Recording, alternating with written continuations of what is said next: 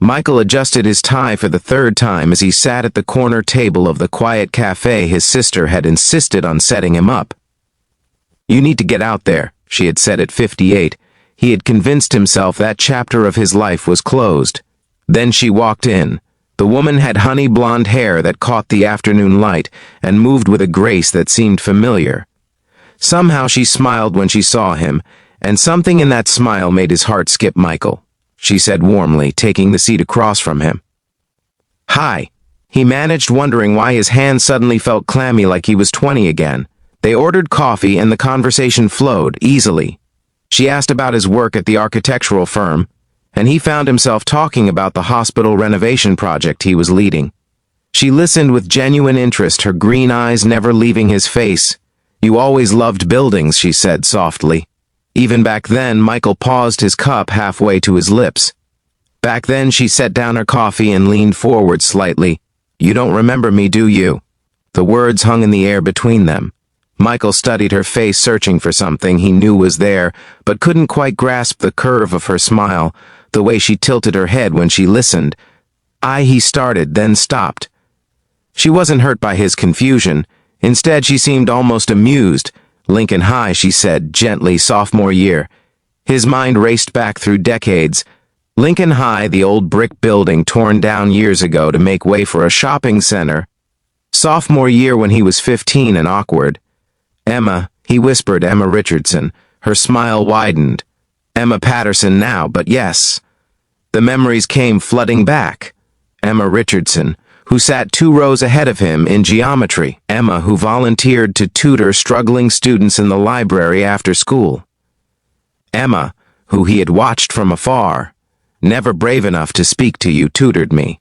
He said, "The pieces falling into place. I was failing math and you stayed every Tuesday and Thursday for 3 months." She confirmed, "You were so frustrated with yourself, but you worked so hard."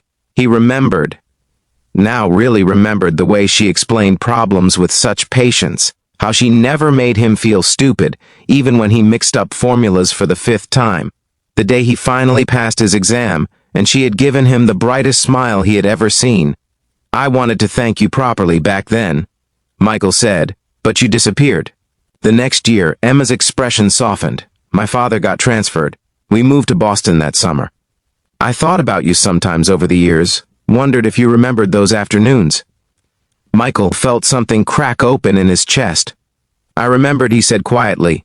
"Maybe not your name right away, but I remembered how kind you were. You were the only person who made me feel like I wasn't just the dumb kid in class." They talked for 3 hours.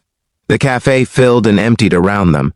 But neither noticed she told him about her marriage of 28 years that ended amicably, about her 2 grown children, about moving back to town after her mother fell ill. He shared his own story, a brief marriage in his 30s that fizzled out, no children, years of throwing himself into work, the loneliness he rarely admitted to anyone. "Why didn't you say something when we sat down?" Michael asked. Emma considered the question. "I wanted to see if you'd remember on your own," she admitted, "and I was curious about who you'd become. The boy I knew had such potential buried under all that self-doubt. And now," he asked, "now I see a man who designs hospitals to help people," she said, "who still has kind eyes, and who I'd very much like to have dinner with next week." Michael felt something he hadn't felt in years, hope, not the desperate kind, but the gentle kind that grows slowly. "I'd like that too," he said. As they left the cafe, Michael held the door for her outside. The autumn air was crisp and golden leaves scattered across the sidewalk. "Thank you," he said, "for remembering me, for finding me."